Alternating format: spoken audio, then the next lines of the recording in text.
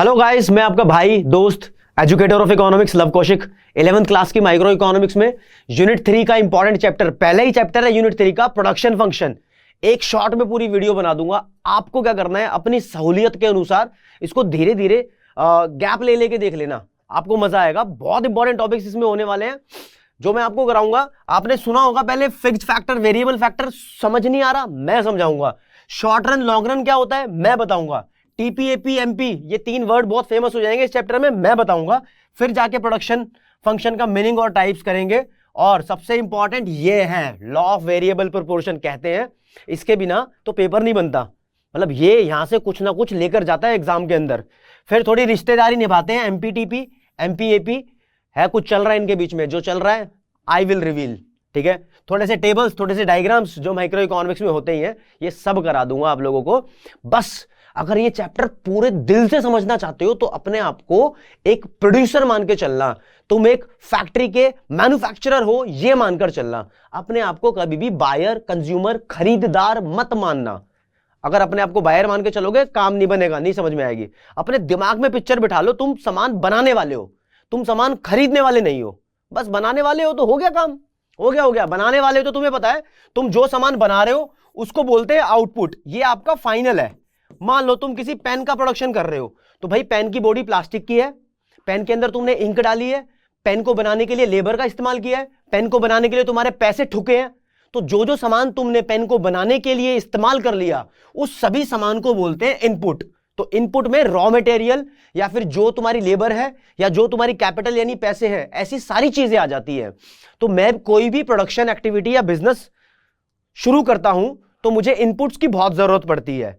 अब चैप्टर की शुरुआत ही इनपुट से है। इनपुट का यहां बड़ा नाम है factor of productions, factors of production बोलेंगे इसको। और कभी कभी छोटा सा नाम लिखा होगा इनपुट्स, या फिर फैक्टर इनपुट्स भी लिखा होगा, इस नाम से इसको बुलाएंगे।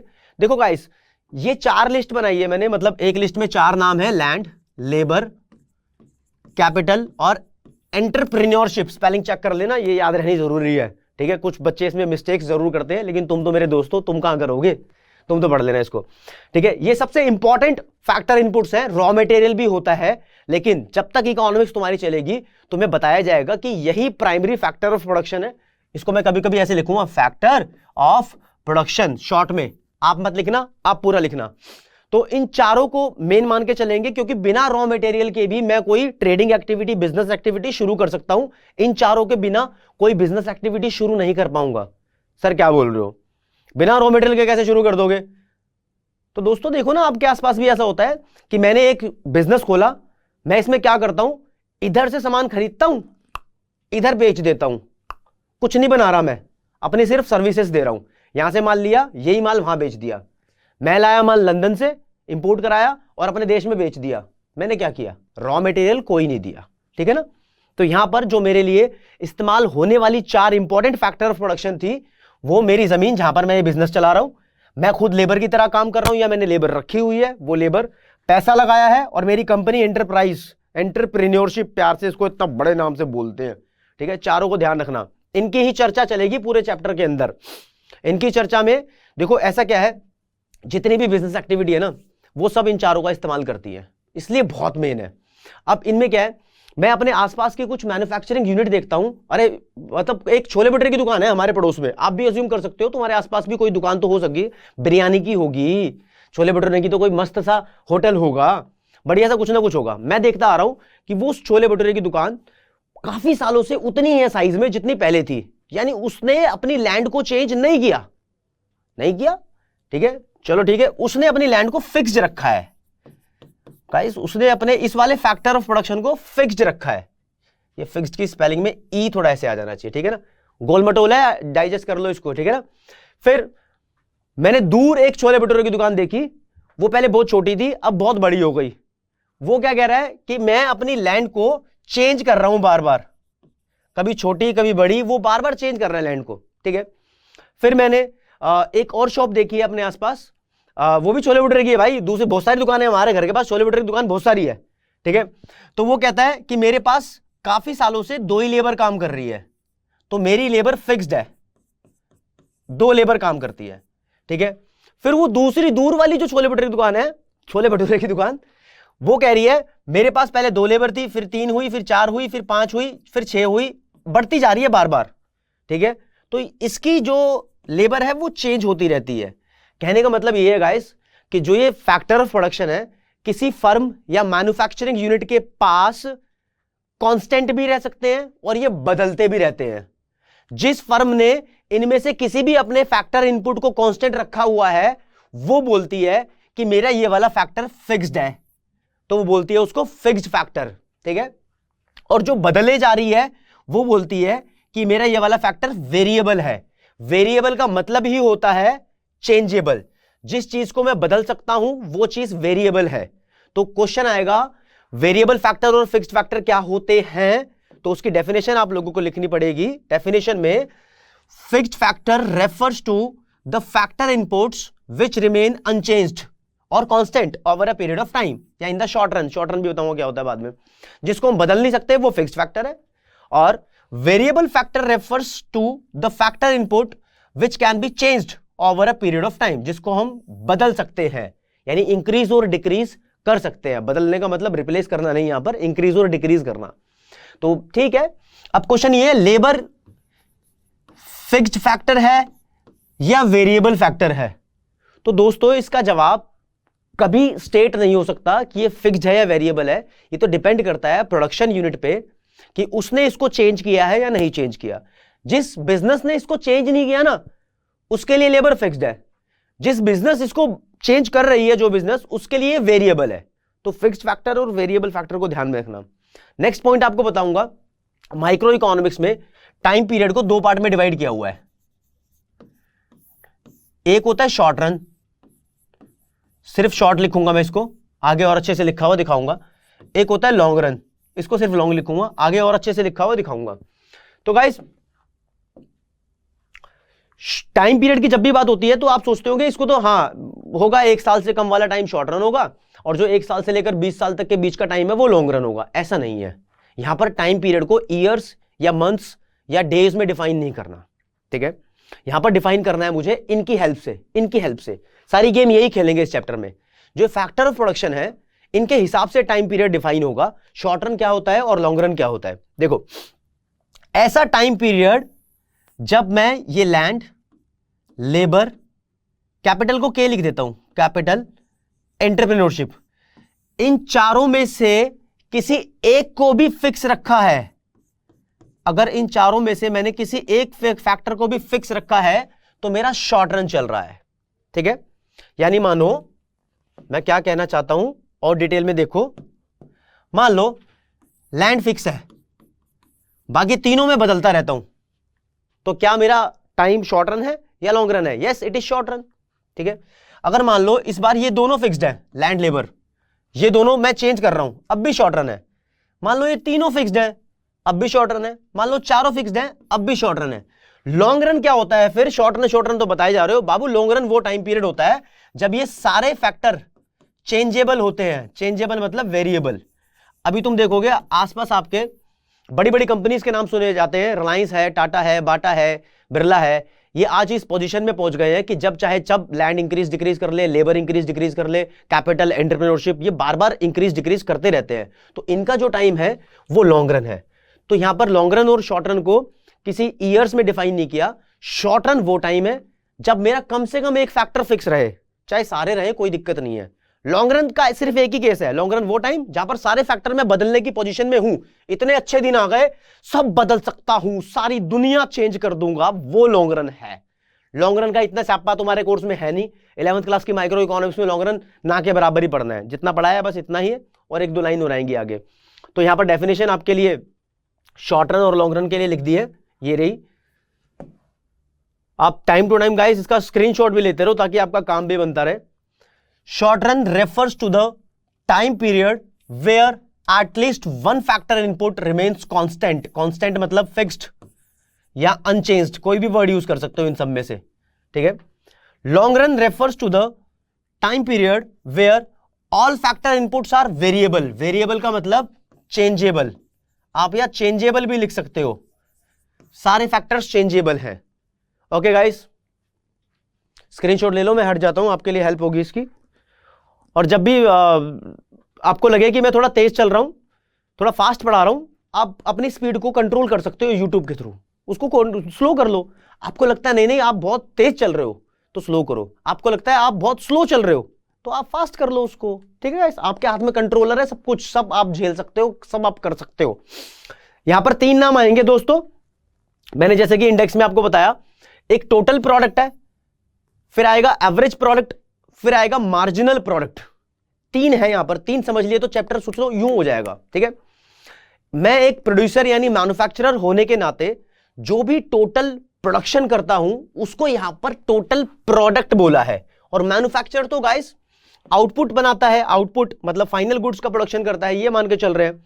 तो यहां पर टोटल प्रोडक्ट की definition, it is the sum total of output, जो भी मैंने प्रोडक्शन किया है उसका सम टोटल है। जैसे कि डेफिनेशन पे अभी नहीं जा रहे, जैसे कि मान लो मैंने 5 लेबर को यूज किया, 5L लिखा है यहां पर, और 100 यूनिट बनाई, तो मैंने 5 लेबर, एक मेरा इनपुट है, ठीक है, इससे मुझे 100 यूनिट का प्रोडक्शन मिला, तो ये मेरा टोटल प्रोडक्ट हो गया।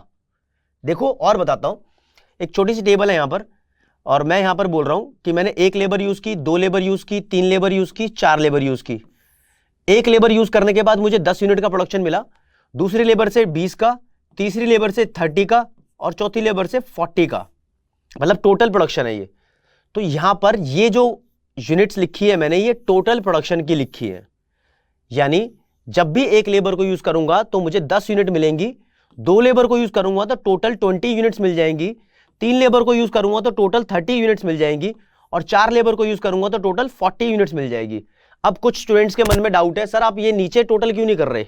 देखो यहां पर टोटल क्यों नहीं कर रहे गाइस, यहां टोटल करने का कोई सिग्निफिकेंस नहीं बनती, क्योंकि चारों लेबर का टोटल सामने सामने लिख रहे हैं। 3 लेबर का टोटल सामने, 2 लेबर का टोटल सामने, 1 लेबर का टोटल सामने। तो मैं एक पर्टिकुलर इनपुट को इस्तेमाल करके जितना भी टोटल आउटपुट प्रोड्यूस करता हूं, उस आउटपुट को टोटल प्रोडक्ट कहा जाता है, और प्यार से इसको टोटल फिजिकल प्रोडक्ट भी बोलते हैं। बड़ा सा नाम है, शॉर्ट में TPP, ये शॉर्ट फॉर्म चल जाएंगी, आप अब से इसको TP और TPP करके बोलना, ठीक है ना, चल जाएगा। तो guys now the time is for definition. Total product is defined as the sum total of output produced by a firm या बाय अ मैन्युफैक्चरिंग यूनिट या फैक्ट्री, जो भी लिखना चाहो, by using a particular input. Input का मतलब labour मैंने यहां पर मान लिया, आप चारों में से कुछ भी मान सकते थे। ठीक है, अब नेक्स्ट एवरेज प्रोडक्ट के बारे में बात करेंगे। देखिए ये एवरेज प्रोडक्ट को शॉर्ट में AP लिखोगे चल जाएगा, फिर एवरेज फिजिकल प्रोडक्ट भी बोलते हैं, APP भी चल जाएगा। और एग्जांपल पुराने वाले ले रहा हूं, मान लो मैंने 5 लेबर का इस्तेमाल करके 100 यूनिट का प्रोडक्शन किया है, तो यहां पर एक एवरेज अगर निकाली जाए, 1 लेबर का इस्तेमाल करने के बाद कितना प्रोडक्शन होगा, मतलब 1 लेबर से बेसिकली कितना प्रोडक्शन हुआ, तो 100/5, इट इज 20। ये मेरा एवरेज प्रोडक्ट है। एवरेज का मतलब वैसे मीन वैल्यू होता है, अगर आपको 9-10th की थोड़ी सी मैथ्स की नॉलेज हो तो, नहीं भी नॉलेज हो तो वो ऐसे बता दिया मैंने आपको, और अच्छे से बताता हूं। देखो अभी पुराने वाला एग्जांपल जो हमारा चल रहा था उस पे आते हैं, TP वाले पे। ये जो कुछ वैल्यूज है, 1 लेबर इस्तेमाल करके 10 यूनिट का प्रोडक्शन किया गया था यहां पर, है ना। तो मैं अब एवरेज वैल्यू निकालता हूं, टोटल प्रोडक्ट को लेबर से डिवाइड कर देता हूं, तो 10/1 is 10, 20/2 is again 10, 30/3 is again 10, 40/4 is again 10। मैं क्या कर रहा हूं यहां पर, टोटल प्रोडक्ट को लेबर से डिवाइड करे जा रहा हूं।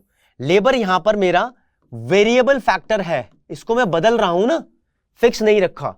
तो गाइस जो भी वैल्यू मेरे को TP और लेबर के फ्रैक्शन से मिल रही है, उस वैल्यू को एवरेज प्रोडक्ट यानी AP बोलूंगा। तो बेसिकली सिंपली यहां लिख सकते हैं हम, average product is equal to total product upon variable factor, या फिर टोटल प्रोडक्ट अपॉन लेबर, आपको जो पसंद हो वो लिख दो। ठीक है, डेफिनेशन पे आ जाओ। Average product is defined as the output produced by per unit of variable factor, यानी लेबर यूज्ड। ठीक है ना, पर यूनिट मैंने इसलिए बोला कि पर यूनिट, 1 यूनिट के हिसाब से एवरेज लगा के बताई जाती है टोटल प्रोडक्ट की। ठीक है, अभी देखिए एक और नया एग्जांपल यहां पर लेता हूं, आपको साथ के साथ क्लियर होता रहेगा। यहां मैंने वेरिएबल फैक्टर की यूनिट लिखी है लेबर, ठीक है, यहां पर टोटल प्रोडक्ट लिख रहा हूं। अब थोड़ा सा मुश्किल एग्जांपल लेता हूं, मान लो मैंने कोई लेबर यूज ही नहीं की, तो प्रोडक्शन भी 0 ही हुआ है। अब एक लेबर यूज की है तो मान लो प्रोडक्शन 10 यूनिट का हो गया, दूसरी लेबर यूज की तो प्रोडक्शन मान लीजिए कि 18 यूनिट का हुआ है। तो यहां से मैं एक इन्फ्रेंस कंक्लूजन निकाल सकता हूं कि मुझे एक additional unit of labour use करने से 10 यूनिट ऑफ आउटपुट ज्यादा मिला था। ठीक है, एक एडिशनल यूनिट 0 से जब 1 पर गया तो 10 यूनिट का मुझे एक्स्ट्रा प्रोडक्शन मिल गया, जिसको मैंने इसके सामने यहां पर लिख दिया 10। फिर मैंने बोला जब मैंने एक और लेबर यूज की तो मुझे जो प्रोडक्शन मिला वो 8 है, 10 से 18 हो गया ना। तो ये जो मैं वैल्यूज लिख रहा हूं ये एडिशनल प्रोडक्ट है। एडिशनल का मतलब आप एक्स्ट्रा मानकर चल सकते हो, एग्जैक्ट एक्स्ट्रा नहीं होता। एडिशनल का मतलब होता है वन मोर, एक और। ठीक है, एक्स्ट्रा का मतलब फालतू होता है। ठीक है ना, तो one more unit of labour को यूज करने से जो मेरे पास वन मोर प्रोडक्शन की वैल्यू आई है, ये वैल्यू को हम इकोनॉमिक्स में बोल रहे हैं मार्जिनल प्रोडक्ट एमपी या marginal physical product MPP. Marginal का मतलब ही दोस्तों एडिशनल होता है। गाइस मार्जिनल से तो बहुत पुराना याराना है। माइक्रो इकोनॉमिक्स में मार्जिनल अपॉर्चुनिटी कॉस्ट है, मार्जिनल रेट ऑफ एक्सचेंज है, मार्केट रेट ऑफ एक्सचेंज है, मार्जिनल रेट ऑफ सब्स्टिट्यूशन है, फिर मार्जिनल प्रोडक्ट है, मार्जिनल यूटिलिटी है, आगे और मार्जिनल कॉस्ट आएगी, मार्जिनल रेवेन्यू आएगा, बहुत कुछ मार्जिनल है। तो मार्जिनल का मतलब एडिशनल ही होता है बेसिकली।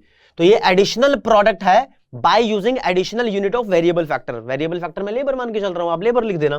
तो definition, marginal product is defined as the additional output obtained by using additional unit of labour.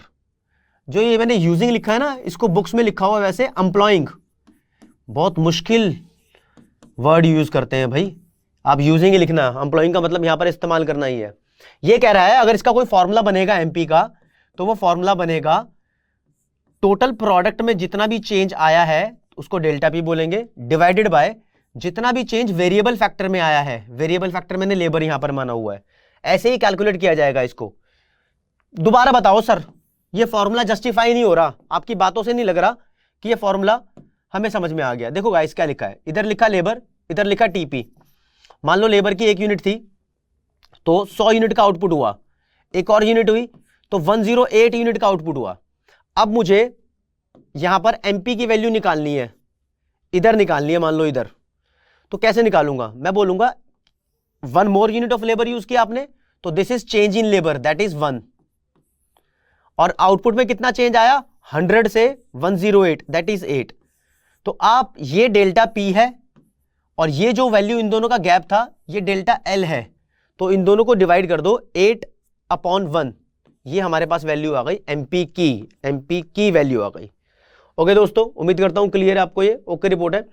तो टीपी, एपी, एमपी, इन तीनों का नाम जान लेंगे ना, अब शुरू होगा तांडव, यानी लॉ ऑफ वेरिएबल प्रोपोर्शन। ये इंपॉर्टेंट है यहां पर, इससे इंपॉर्टेंट कुछ भी नहीं है। अब करा रहा हूं तो दिल थाम के बैठिएगा। अगर आप थक गए हो या आपका कुछ और जरूरी काम है, वो जरूरी काम कर सकते हो, क्योंकि जो अब करने वाले हो ना उसमें रुकना नहीं है, उसको कॉन्टिन्यूअसली देखते रहना। तो लॉ ऑफ वेरिएबल प्रोपोर्शन का टाइम आ ही गया। सबसे इंपॉर्टेंट टॉपिक इस चैप्टर का, इसको law of returns two factor भी बोलते हैं, law of returns two variable factor भी बोलते हैं, और बहुत सारे नाम है। इतने नामों से तुम्हारा काम चल जाएगा। इसको समझाने से पहले कुछ नंबर गेम खेलते हैं। देखो कुछ नंबर लिख रहा हूं मैं यहां पर, पहले लिखा 10, 20, 30, 40, फिर यहां लिख रहा हूं 10, 20, 40, 70, फिर यहां लिख रहा हूं 10, 20, 28, 30। गाइस जो मैंने 3 कॉलम बनाई है ना, तीनों में नंबर लिखने का तरीका अलग अलग है। यहां पर जो नंबर इंक्रीज हो रहे हैं, यहां पर भी नंबर इंक्रीज हो रहे हैं, यहां पर भी नंबर इंक्रीज हो रहे हैं, लेकिन जो यहां नंबर इंक्रीज हो रहे हैं वो इक्वल गैप से इंक्रीज हो रहे हैं। इक्वल गैप से जो नंबर इंक्रीज होते हैं उसके बारे में एक लाइन बोली जाती है, they are increasing at constant rate. Rate को तुम यहां पर गैप मान के चलो, they are increasing at constant rate. और जो ये नंबर इंक्रीज हो रहे हैं, पहले गैप बेचारा 10 था, फिर गैप और बढ़ गया, फिर गैप और बढ़ के 30 हो गया, तो इनका गैप बढ़ता जा रहा है। तो ये नंबर इंक्रीज हो रहे हैं इंक्रीजिंग रेट से। ठीक है, इस लाइन को यूज करूंगा मैं ऐसे नंबर्स को आगे, इसलिए ध्यान रखना है। ठीक है, ये नंबर देखो, पहले गैप इनका 10 था, फिर गैप 8 हो गया, फिर गैप 2 हो गया। ये नंबर तो बढ़ रहे हैं 10, 20, 28, 30, लेकिन इनके बीच का गैप धीरे धीरे कम हो रहा है। तो they are increasing at decreasing rate. तो इन दोनों के लिए इस्तेमाल करूंगा they are increasing at increasing rate and they are increasing at decreasing rate. फिर लॉ ऑफ वेरिएबल प्रोपोर्शन आपके काम का हो जाएगा। लॉ ऑफ वेरिएबल प्रोपोर्शन की शुरुआत एक टेबल की हेल्प से करेंगे और इस टेबल को तुम अगर समझ गए तो मौज होएगी। मौज देखो कैसे होएगी। सबसे पहले एक कॉलम बना रहा हूं जिसमें लिखूंगा फिक्स्ड फैक्टर। मान लो कि मैं लैंड को फिक्स मान के चलता हूं, ठीक है। फिर इस कॉलम में लिखूंगा और नेक्स्ट कॉलम में वेरिएबल फैक्टर जिसको मैं बदल सकता हूं, वो लेबर है, ठीक है। ये दो चीजें बहुत इंपॉर्टेंट है। तो गाइस ये लो जी हो गई क्लासिफिकेशन। लैंड मान लो 1 है तो ये फिक्स्ड है तो 1 ही रहेगी। 3 बार 4 बार 5 बार 6 बार जितनी मर्जी बार लिख लो इसको, ठीक है ना। 7 बार ऐसे लिख लिया मैंने मान लो। लेबर शुरू में मैं कुछ लेबर इस्तेमाल नहीं कर रहा, 0। फिर एक लेबर आई, फिर सेकेंड लेबर आई, फिर third labour, fourth labour, fifth labour, sixth labour. ये मेरी लेबर्स है। ये क्लासिफिकेशन के लिए मैंने अच्छा सा थोड़ा हो जाए क्लियर लाइंस डाल दी हैं। मैं क्या कहना चाह रहा हूं, मैं यहां पर आप लोगों से कहना चाह रहा हूं, अगर एक लिमिटेड जमीन, एक यूनिट ऑफ जमीन है मेरे पास, लैंड अवेलेबल है, मान लो ये पीस ऑफ लैंड अवेलेबल है, इस पे मैं धीरे धीरे ये जो वेरिएबल फैक्टर है लेबर, इसको इंक्रीज करता रहूंगा। अभी इस पे कोई लेबर काम नहीं कर रही, मान लो 0 है। अभी एक लेबर आ गई, एक और लेबर आ गई, 2 हो गई, 3 हो गई, 4 हो गई, 5 हो गई, 6 हो गई, 7 हो गई, 8 हो गई, 9 हो गई, 10 हो गई, 11 हो गई। जब मैं जमीन पर ज्यादा लेबर बढ़ाता रहूंगा तो ऑब्वियसली वो ज्यादा प्रोडक्शन तो करेंगी, बंदे बढ़ते रहेंगे तो आउटपुट ज्यादा होगा, तो लेबर के बढ़ने से प्रोडक्शन तो होगा ही होगा। वेरिएबल फैक्टर जब मैं इंक्रीज करूंगा लेबर यहां पर, तो प्रोडक्शन इंक्रीज होगा ऑब्वियसली इंक्रीज होगा। लेकिन देखो गाइस, जब मैं लेबर्स को बहुत ज्यादा इंक्रीज कर दूंगा, लैंड इतनी है मेरे पास, ये रेड सर्कल, लेबर ही लेबर इंक्रीज करे जा रहा हूं, तो देख रहे हो यहां पर लेबर की भीड़ बढ़ गई है।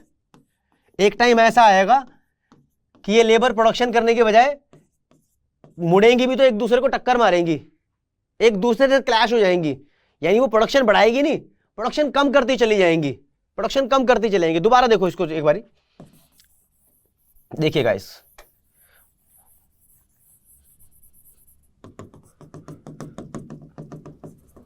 थोड़ा सा समय लगता है बाबू, थोड़ा तो लगूगा, ठीक है। मैं क्या बोला, मैं बोला ये पीस ऑफ लैंड है मेरे पास, इस पे मैं लेबर को इंक्रीज करूंगा। 1 लेबर तो कुछ प्रोडक्शन बढ़ेगा, 2 लेबर तो प्रोडक्शन और बढ़ेगा, 3 लेबर तो प्रोडक्शन और बढ़ेगा, 4 लेबर प्रोडक्शन और बढ़ेगा, 5 पे और बढ़ेगा, 6 पे और बढ़ेगा, 7 पे और बढ़ेगा, 8 पे और बढ़ेगा। लग रहा है कि अब इस एरिया में थोड़ी सी भीड़ हो गई है। अब मैं लेबर बढ़ाऊंगा तो प्रोडक्शन तो बढ़ेगा, लेकिन स्पीड उसकी स्लो हो जाएगी, प्रोडक्शन बढ़ने की स्पीड स्लो हो जाएगी। 9th लेबर लेकर आने पे 10th लाऊंगा तो भी प्रोडक्शन बढ़ेगा, स्पीड और स्लो हो जाएगी। एक और लेबर लाऊंगा तो प्रोडक्शन बढ़ेगा, स्पीड और स्लो हो जाएगी। कहने का मतलब ये, जब एक लिमिटेड यानी फिक्स्ड लैंड पे लेबर को तुम धीरे धीरे बढ़ाते रहो तो प्रोडक्शन पहले बहुत तेजी से बढ़ता है, फिर प्रोडक्शन बढ़ने की स्पीड स्लो हो जाती है। और ज्यादा ही तुम लेबर बढ़ा दो, यहां पर और ज्यादा लेबर कर दो, 12 15 100 लेबर कर दो तो भीड़ हो जाएगी, प्रोडक्शन गिरने लग जाएगा। तो एक फैक्ट है दोस्तों, ये एक फैक्ट है। अकॉर्डिंग टू दिस फैक्ट ऐसा बोला जाता है कि एक फिक्स्ड फैक्टर के ऊपर अगर वेरिएबल फैक्टर को इंक्रीज करते रहो तो हमारा टोटल प्रोडक्ट पहले बहुत इंक्रीजिंग रेट से इंक्रीज होता है, यानी फास्ट स्पीड से बढ़ता है। और भी लेबर बढ़ा दोगे तो वो टोटल प्रोडक्ट डिक्रीजिंग रेट से इंक्रीज करेगा, और भी लेबर बढ़ा दोगे तो वो टोटल प्रोडक्ट यानी टोटल आउटपुट गिरने भी लग जाएगा। इसको एक टेबल से समझाना है। यहां पर कॉलम बनाएंगे आप ग्रीन कलर से, टोटल प्रोडक्ट या टोटल फिजिकल प्रोडक्ट, जो लिखना चाहो वो लिख दो। यहां से देखो जमीन उतनी है, 1 यूनिट ऑफ लैंड है, लेबर इस्तेमाल नहीं की, जब लेबर है ही नहीं तो प्रोडक्शन 0 है। ये प्रोडक्शन कितना हो रहा है उसकी कॉलम है। अब हमारे पास एक लेबर आ गई है तो कुछ ना कुछ प्रोडक्शन किया होगा, हमने मान लिया 10 यूनिट का प्रोडक्शन किया है। अपनी मर्जी से कोई भी इमेजिनरी वैल्यू ले सकते हो, बस जो कॉन्सेप्ट समझाने की कोशिश करूंगा वो समझ आना चाहिए। आप भी चेंज कर लेना, एक बार समझ लो क्या कह रहा हूं मैं, ठीक है। एक और लेबर इस्तेमाल की तो प्रोडक्शन मेरा इंक्रीज होके हो गया 25, ठीक है दोस्तों, बढ़ रहा है देखो। और ये बढ़ने का गैप भी पहले 10 था, फिर 20 हो गया, 25 हो गया, ठीक है ना, गैप 15 हो गया, सॉरी पहले ये गैप 10 था इनके बीच का, फिर इनके बीच का गैप 15 हो गया, ठीक है ना। अब एक और लेबर यूज की तो प्रोडक्शन और इंक्रीज हो गया, 35 हो गया इस बार। फिर एक और लेबर यूज की तो 40 हो गया, एक और लेबर यूज की तो प्रोडक्शन मेरा इंक्रीज नहीं हुआ, मुझे पता लग गया कि इस लेबर से मुझे कोई फायदा नहीं हुआ। यानी एक जमीन पर आप लेबर बढ़ाते ही रहोगे तो एक टाइम ऐसा आएगा कि आपको पता लगेगा कि इस लेबर से कोई फायदा नहीं हुआ है, इसके ऊपर और ज्यादा तुम लेबर इंक्रीज करोगे तो तुम्हारा प्रोडक्शन बढ़ेगा नहीं, कम हो जाएगा, क्योंकि जमीन लिमिटेड है यार। एक और लेबर 6th यूज की तो प्रोडक्शन हमारा 35 हो गया, यानी कम हो गया। तो गाइस देखो यहां से एक सिंपल कॉन्सेप्ट दिखाई दे रहा है, यहां से लेकर यहां तक पहले गैप 10 था, फिर गैप 15 हुआ, यानी प्रोडक्शन इंक्रीजिंग रेट से बढ़ रहा है। फिर यहीं से लेके यहीं तक पहले गैप 25 और 35 के बीच का 10, और फिर 35 और 40 के बीच का गैप 5, और 40 और 40 के बीच का गैप 0। ये गैप ही धीरे धीरे कम कर रहा है, लेकिन वैल्यू तो बढ़ रही है। तो यहां पर टीपी हमारा डिक्रीजिंग रेट से बढ़ रहा है। फिर उसके बाद और लेबर लगाओगे तो खुद टीपी कम हो जाएगा। तो यहां से एक फैक्ट नजर आ रहा है। फैक्ट क्या है? फैक्ट ये लाइन बोलूंगा, ये लॉ ऑफ वेरिएबल प्रोपोर्शन है। लाइन है, अगर एक फिक्स्ड फैक्टर के साथ हम वेरिएबल फैक्टर को बढ़ाते रहे तो टोटल प्रोडक्ट शुरू में इंक्रीजिंग रेट से बढ़ेगा, फिर टोटल प्रोडक्ट डिक्रीजिंग रेट से बढ़ेगा, फिर टोटल प्रोडक्ट गिर जाएगा, फॉल हो जाएगा। इस लाइन को ही बोलते हैं लॉ ऑफ वेरिएबल प्रोपोर्शन। इसका दूसरा वर्जन भी यही कराऊंगा, फिर स्टेटमेंट लिख के दूंगा आप लोगों को, फिर स्टेटमेंट लिख के दूंगा गाइस। एक बार ये हल्का सा एलिमिनेट कर ले, ठीक है जी। जो मैंने गैप बोला है ये टीपी के बीच का जो गैप है ये एडिशनल प्रोडक्ट है और इसको एमपी बोलते हैं। इनिशियली एमपी कैसे कैलकुलेट होता है? टीपी की दो वैल्यूज के बीच का गैप कैलकुलेट कर लो आप, डेल्टा टीपी, ठीक है ना। शुरू में तो कोई गैप कैलकुलेट नहीं हो सकता क्योंकि अकेली वैल्यू है। फिर इन दोनों के बीच का गैप 10 है, फिर इन दोनों के बीच का गैप 15 है, फिर इन दोनों के बीच का गैप अगेन 10, इन दोनों के बीच का गैप 5, इन दोनों के बीच का गैप 0, इन दोनों के बीच का गैप 35 माइनस 40 कर लेना, -5 आएगा। ये गैप्स मैंने कैलकुलेट किए हैं, इसको मार्जिनल प्रोडक्ट यहां पर बोलेंगे। ये गैप देखो टीपी के साथ कैसे मैच हो रहे हैं। इधर तक टीपी इंक्रीजिंग रेट से इंक्रीज हो रहा था इस बॉक्स में यहां पर, और इसके बाद टीपी डिक्रीजिंग रेट से इंक्रीज हो रहा था। इसके बाद सॉरी यहां तक टीपी डिक्रीजिंग रेट से इंक्रीज हो रहा था, 0 भी एक नंबर है, ठीक है। फिर इसके बाद लास्ट में टीपी फॉल होने लग गया। तो हमने यहां पर ऑब्जर्व किया कि इसके साथ साथ एमपी भी चल रहा है। एमपी कह रहा है जब टीपी इंक्रीजिंग रेट से इंक्रीज हो रहा है तो मैं राइज हो रहा हूं, सिर्फ इंक्रीज हो रहा हूं, ठीक है। जब टीपी डिक्रीजिंग रेट से इंक्रीज हो रहा है तो मेरी वैल्यू कम होना शुरू हो गई, ठीक है। MP starts falling in that case. जब टीपी खुद फॉल होना शुरू हो गया तो एमपी कह रहा है मैं तो और ही फॉल होना शुरू हो गया, नेगेटिव हो गया, ठीक है। तो क्या बात बनी यहां से?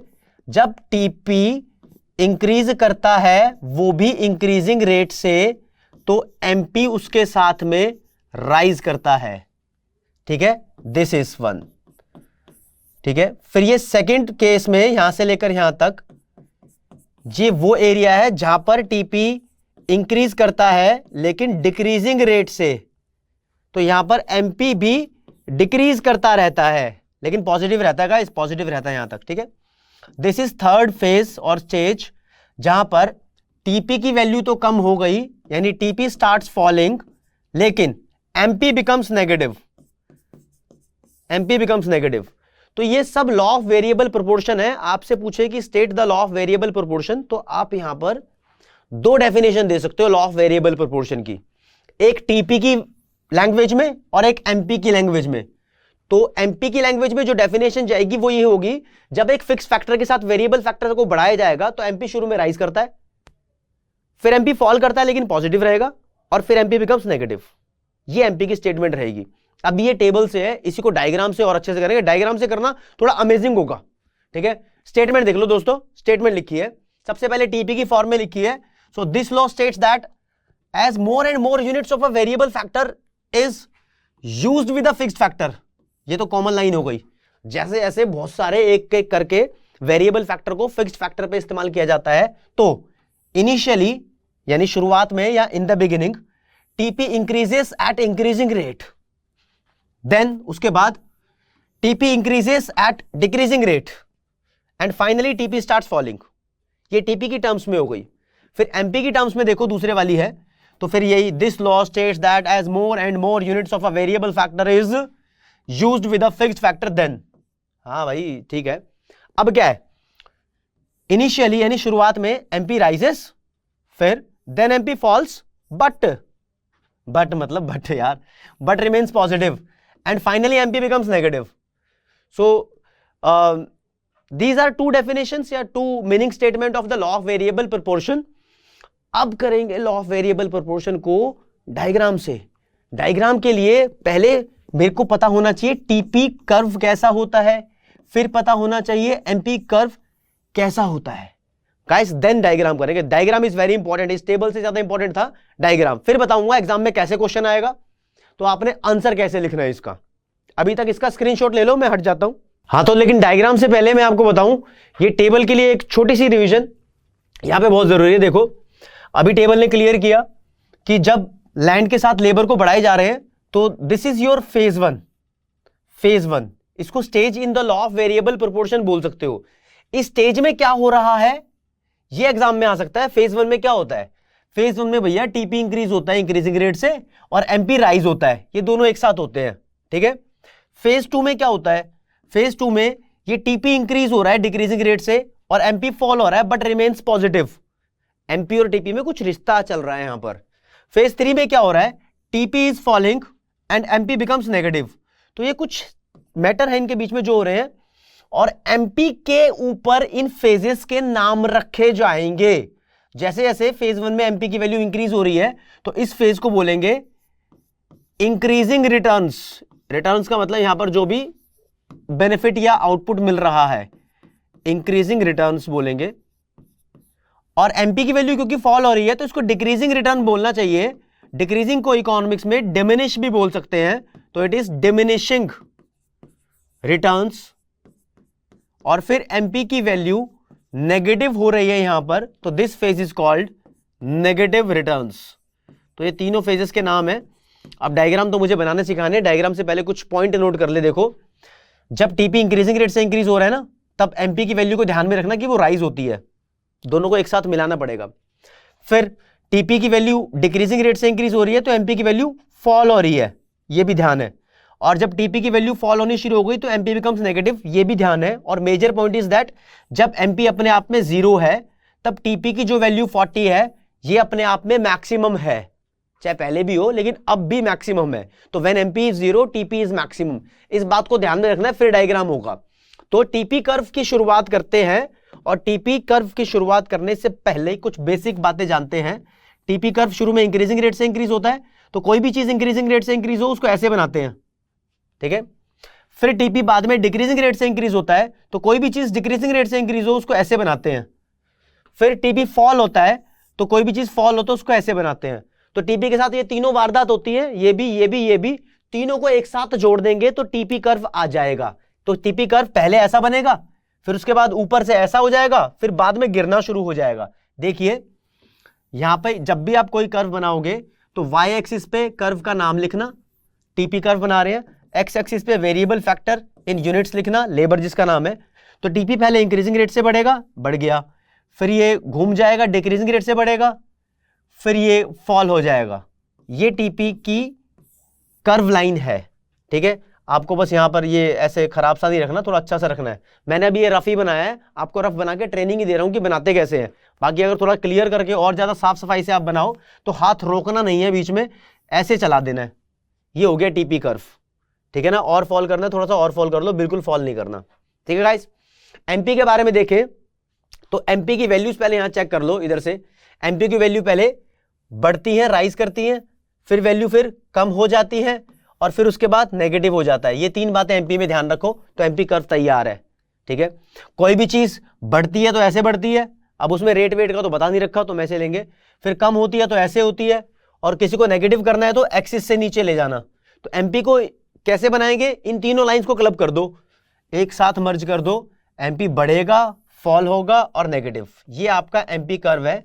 ये कर्व यहां से नेगेटिव भी हो गया है। एक्स एक्सिस पे वेरिएबल फैक्टर लिखना है आपने, लेबर लिख सकते हो, और वाई एक्सिस पे जो कर्व बना रहे हो उसका नाम एमपी कर्व बना रहे हैं बाबू, उसका नाम, ये इंक्रीज कर रहा है फिर ये फॉल कर रहा है, यहाँ पे 0 एमपी, वैसे ये एमपी कर्व है। इन दोनों कर्व को एक साथ बना दूंगा, लॉ ऑफ वेरिएबल प्रोपोर्शन का डायग्राम हो जाएगा। प्रेजेंटेशन के साथ बनाना है लेकिन, तो देखिए दोनों कर्व मुझे बनाने पड़ेंगे, टीपीबी और एमपीबी। ये मैंने स्पेस लिया, ये स्पेस लिया टीपी के लिए, अब स्पेस लिया जाएगा एमपी के लिए।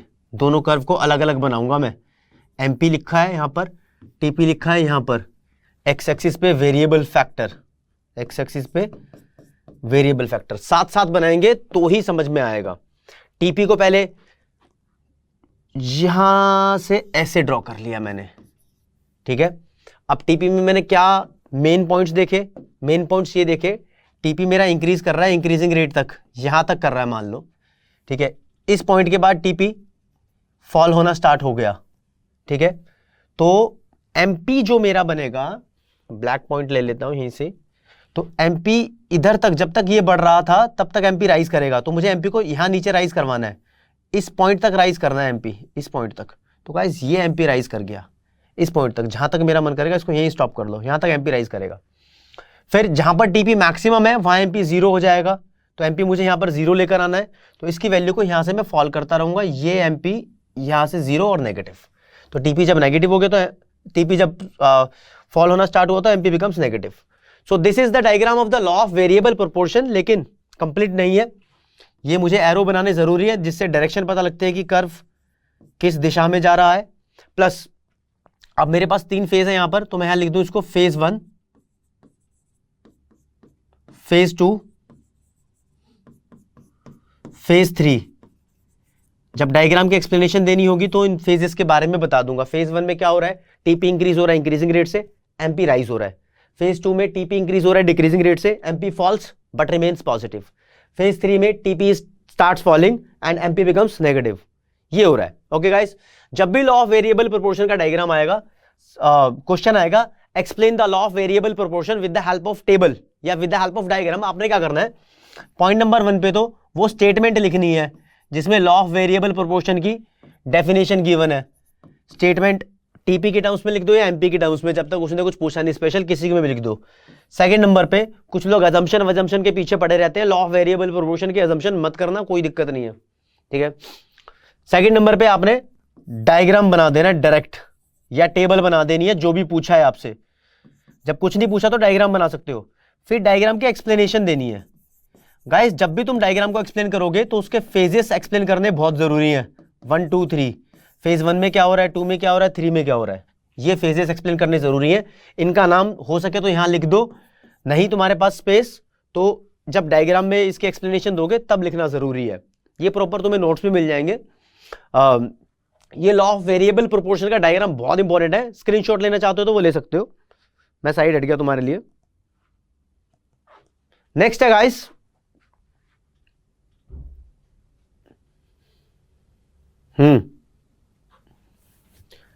अब law of variable proportion complete करने के बाद इस चैप्टर के नाम को जस्टिफाई करूंगा। इस चैप्टर का नाम है प्रोडक्शन फंक्शन। प्रोडक्शन फंक्शन देखो,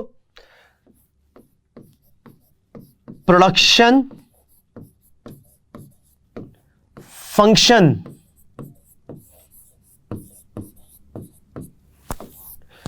प्रोडक्शन फंक्शन इनपुट और आउटपुट के बीच का टेक्निकल रिलेशन है।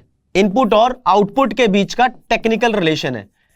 इनपुट बढ़ेगा तो आउटपुट भी बढ़ सकता है, इनपुट कम होगा तो आउटपुट भी कम हो जाता है। तो इन दोनों के बीच का जो टेक्निकल रिलेशनशिप है, दैट टेक्निकल और mathematical relationship is called production function. ये इंपॉर्टेंट था, ठीक है गाइस।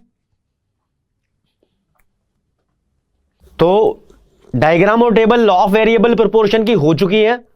अब प्रोडक्शन फंक्शन का कॉन्सेप्ट जरा रट लो, समझ लो यहां से क्या कहानी है प्रोडक्शन फंक्शन चैप्टर का, क्योंकि नाम भी है। देखिए गाइस, इनपुट्स की जब बात करें तो वो लैंड, लेबर, कैपिटल और एंटरप्रेन्योरशिप है। इनका इस्तेमाल करके हम कोई आउटपुट प्रोड्यूस करते हैं जिसको प्रोडक्शन या प्रोडक्ट बोलते हैं। टीपी इसका पूरा टोटल नाम इस चैप्टर में यूज किया गया है। तो इसका मतलब ये है साफ साफ इन दोनों के बीच में कोई ना कोई टेक्निकल रिलेशन जरूर है, कोई ना कोई ऐसी टेक्निकलिटी है जो डिसाइड करती है कि कितना मुझे इनपुट यूज करना पड़ेगा जिसकी वजह से आउटपुट बढ़ जाए या एक स्पेसिफिक क्वांटिटी ऑफ आउटपुट को बढ़ाया जा सके। तो इन दोनों के बीच में जो भी ये रिलेशनशिप है, इसको टेक्निकल रिलेशन या फिर मैथमेटिकल रिलेशन भी बोलते हैं। मैथमेटिकल रिलेशन भी बोलते हैं गाइस। जो इक्वेशन इस रिलेशनशिप को शो करती है, जैसे कि मैं यहां लिख दूं, output of good X is the function of labour and capital. ये इक्वेशन, ये आउटपुट और ये इनपुट, इन दोनों के बीच का टेक्निकल रिलेशनशिप शो कर रही है, तो इस इक्वेशन को बोला जाएगा प्रोडक्शन फंक्शन। तो गाइस डेफिनेशन में लिखी है, it is a technical relationship between physical input and physical output. Physical तो लिखने से कोई फर्क पड़ता नहीं, इनपुट एंड आउटपुट भी तुम लिख सकते हो। आउटपुट ऑफ गुड एक्स को क्वांटिटी ऑफ गुड एक्स भी लिख सकते थे आप, क्यू एक्स। ठीक है गाइस, प्रोडक्शन फंक्शन भी दो तरीके का होता है, एक शॉर्ट रन प्रोडक्शन फंक्शन और दूसरा लॉन्ग रन प्रोडक्शन फंक्शन। तो शॉर्ट रन जानते ही हो आप, जहां पर कम से कम एक फैक्टर फिक्स रहता है, बाकी सब वेरिएबल रहते हैं। तो एक तरीके से ये टेक्निकल रिलेशन ही है between physical input and physical output when one factor input remains constant. At least एक फैक्टर कांस्टेंट रहे, वही शॉर्ट रन वाली कहानी है। इसकी इक्वेशन लिखना चाहो तो quantity of good X is the function of labour and capital, ditto same equation बनेगी। बट एक के ऊपर, किसी भी एक के ऊपर, लाइक कैपिटल के ऊपर आपने बार लगा देना है। बार का मतलब होता है फिक्स है, ये एक फिक्स है, दूसरा वेरिएबल है। ये बहुत इंपॉर्टेंट है, ये फिक्स्ड हो गया, ऐसे निशान लगाने से पता लग गया ये फिक्स्ड है और ये वाला वेरिएबल हो गया। इसकी और डेफिनेशन भी ऐसे लिखी जा सकती है, it is a situation when output is changed by changing in variable factor and keeping other factors constant. Other factors क्या, दो फैक्टर अज्यूम किए, एक को कांस्टेंट रख लिया। ठीक है, and this short run production function is also known as law of variable proportion. भाई वो जो लॉ ऑफ वेरिएबल प्रोपोर्शन पूरे चैप्टर में चल रहा था, उसका एक कभी कभी ऐसा नाम से पुकारा जाता है। इसके अपोजिट लॉन्ग रन रिलेशनशिप अगर होता फिजिकल इनपुट और फिजिकल आउटपुट में, यानी लॉन्ग रन कौन सा है, लॉन्ग रन का मतलब सारे के सारे फैक्टर्स वेरिएबल है, सबको चेंज कर सकते हैं। ऐसा रिलेशनशिप जो दिखाए फिजिकल इनपुट और आउटपुट में, वो लॉन्ग रन प्रोडक्शन फंक्शन है। तो it is a technical relationship between physical input and physical output when all factors are variable या all factor of production are variable. इसकी कोई इक्वेशन बताएगा तो क्या बनेगी, quantity of good X is the function of, फिर वही labour and capital, इस बार कोई बार नहीं आएगा, दोनों के दोनों ये वेरिएबल हैं, चेंजेबल हैं। ठीक है गाइस, एक और आसान लैंग्वेज में, it is a situation when output is changed by changing in all factor of production simultaneously. Simultaneously का मतलब एक साथ। हाँ, लॉन्ग रन में भी एक लॉ होता है, वो इसका दूसरा नाम है, उसे बोलते हैं law of returns to scale. ये कोर्स में नहीं है, लेकिन नाम जान लोगे तो ठीक रहेगा, क्योंकि शॉर्ट रन प्रोडक्शन फंक्शन और लॉन्ग रन प्रोडक्शन फंक्शन में अगर डिफरेंस आया तो आप दोनों की मीनिंग लिख सकते हो और दोनों का दूसरा नाम और दोनों के लिए सपोर्टिंग लाइन यानी इक्वेशन तुम लिख सकते हो। तो तीन डिफरेंस आसानी से क्रिएट कर सकते हो। गाइस ये जानना बहुत जरूरी था। उसके बाद आते हैं, अभी हमने लॉ ऑफ वेरिएबल प्रोपोर्शन किया, उसमें एमपी और टीपी के बारे में बता रहा था। तो एमपी कर्व और टीपी कर्व के बीच में रिलेशनशिप क्या होता है, इन दोनों में क्या रिलेशन है, उसको जरा देखेंगे। ये रहा, ठीक है गाइस, डायग्राम पहले से प्लॉट किया हुआ आप लोगों के लिए, रिलेशनशिप करना बहुत जरूरी है।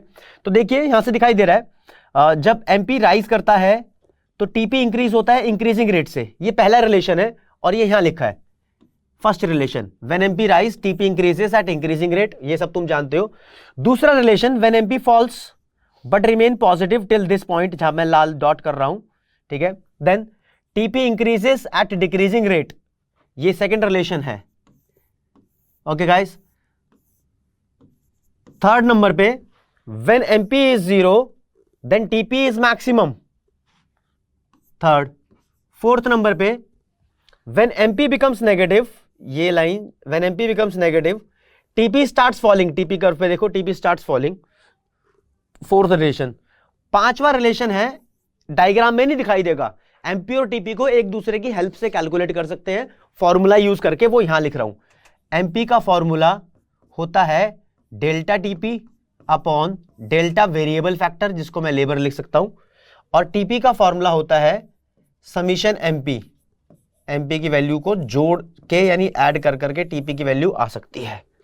ठीक है गाइस, देख लेना, एडजस्ट कर लेना, थोड़ा समझ में आना चाहिए। ओके गाइस, तो ये एमपी और टीपी में रिलेशन हो गया। अब थर्ड कंटेंडर इस चैप्टर का जिसका नाम है एपी, एवरेज प्रोडक्ट, इसको कैलकुलेट कैसे करते हैं, क्या चीज है ये बताना चाहता हूं। एपी का भी कुछ करेंगे, फिर चैप्टर को खत्म करेंगे, चैप्टर खत्म होने वाला है। एपी का मैंने आपको फॉर्मूला शुरू में बता दिया था, ये टीपी अपॉन वेरिएबल फैक्टर होता है जो कि यहां पर लेबर है।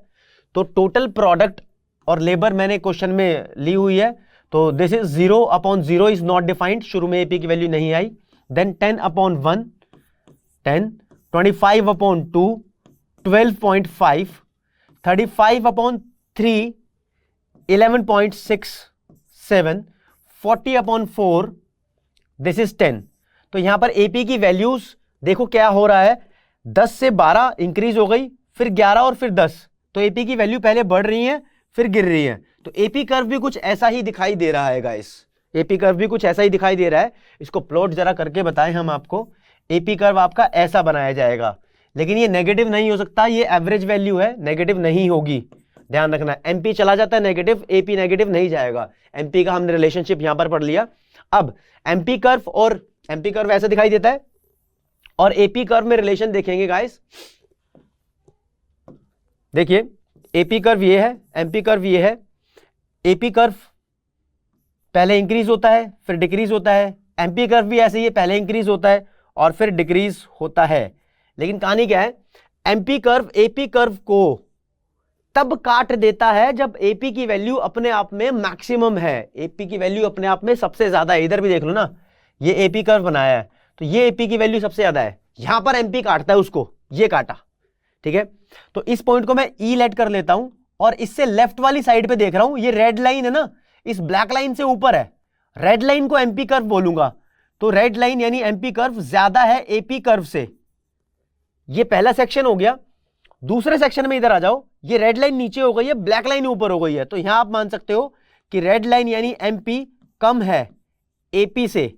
अब मैंने डायग्राम कंप्लीट किया है, रिलेशनशिप बताऊंगा गाइस। रिलेशनशिप नंबर 1 ये बनेगा कि जब एमपी कर्व एपी कर्व से ज्यादा होता है तो एपी की वैल्यू इंक्रीज करती है। तो एपी की वैल्यू देखो इंक्रीज भी कर रही है जब ये ज्यादा है तो, ठीक है ना। Justified relation number 1 when MP is greater than AP. तो यहां पर लिखना है, फर्स्ट रिलेशन है ये, व्हेन एमपी इज, ये ऐसे आना चाहिए था, ग्रेटर देन आना चाहिए था, then AP rises. Second relation में आपको बताता हूं, जब ये एमपी एपी से छोटा हो जाता है तो एपी की वैल्यू कम होने लगती है। तो सेकंड रिलेशन ये है, when MP is less than AP AP falls. बहुत छोटा रिलेशन लिखा है, ऐसे ही आपको याद होना चाहिए, छोटे से ही काम चलेगा, ठीक है। थर्ड नंबर का रिलेशन ये बना लो, जब एपी अपने आप में मैक्सिमम है तो एमपी इसको कट कर रहा है। तो जब दो कर्व एक दूसरे को कट करते हैं उस पे दोनों की वैल्यू एक दूसरे के बराबर होती है। तो hence when MP is equal to AP, AP is maximum, या फिर कांस्टेंट भी लिख देते हैं कभी कभी इसको, ठीक है ना। ये थर्ड रिलेशन है। और गाइस चौथा रिलेशन इस डायग्राम में दिखाई नहीं देगा, वो कहता है कि both MP and AP can be calculated through TP. दोनों की वैल्यू को टीपी से निकाला जा सकता है। आप दैट इज करके जरूर लिखना। एमपी को कैसे निकालते हैं टीपी से, delta TP upon delta labour. AP को कैसे निकालते हैं टीपी से, तो भैया वो टीपी अपॉन लेबर, लेबर का मतलब वेरिएबल फैक्टर है यहां पर। ये जरूर लिखना है जब तुम फोर्थ रिलेशन लिखोगे। तो these are the 4 relationship between MP and AP. Diagram के साथ करने हैं, diagram is important. Okay guys, chapter खत्म होने को आया है, चैप्टर मैंने खत्म कर दिया। बेसिकली ओवरव्यू आपको बता दूं कि हमने यहां पर क्या किया है। देखो सबसे पहले जानने के लिए जो चीजें जरूरी है, नंबर 1 पे आपको यहां पर शॉर्ट रन और लॉन्ग रन टाइम पीरियड जानना जरूरी है। शॉर्ट रन और लॉन्ग रन, ये दोनों चीजें जान लोगे, फिर इसके बारे में शॉर्ट रन प्रोडक्शन फंक्शन और लॉन्ग रन प्रोडक्शन फंक्शन जानना जरूरी है, ठीक है। इनके मीनिंग ही शॉर्ट में आ सकते हैं, अभी तो कितना कुछ खास नहीं है। सेकंड नंबर पे बिना मतलब में हवा बना रखा है, फिक्स्ड फैक्टर क्या होता है, वेरिएबल फैक्टर क्या होता है, तो इन दोनों में डिफरेंस आ सकता है।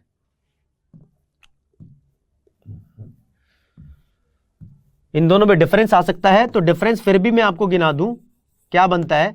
फिक्स्ड फैक्टर की डेफिनेशन, वेरिएबल फैक्टर की डेफिनेशन, और फिक्स्ड फैक्टर शॉर्ट रन में होते हैं। शॉर्ट रन ही तो वो टाइम है जहां पर कोई फैक्टर कम से कम फिक्स रहेगा, एक एटलीस्ट 1 फैक्टर, ठीक है। और वेरिएबल फैक्टर शॉर्ट रन में भी होगा और लॉन्ग रन में भी होगा, ठीक है। थर्ड नंबर पे AP curve, MP curve, TP curve, इनकी शेप कैसी होती है। तो एपी कर्व की शेप ऐसी होती है, एमपी कर्व की शेप ऐसी होती है, टीपी कर्व की शेप ऐसी होती है। तो ये कुछ अंदाजे से बताइए मैंने आपको, धीरे धीरे लिखना क्या है इनके बारे में। ये जो शेप दिखाई दे रही है एपी की, तो लिखते हैं the shape of AP curve is inverse U shape. Inverse उल्टा यू है एक तरीके से, लेकिन इसको लिखेंगे हम initially AP rises becomes maximum and then false.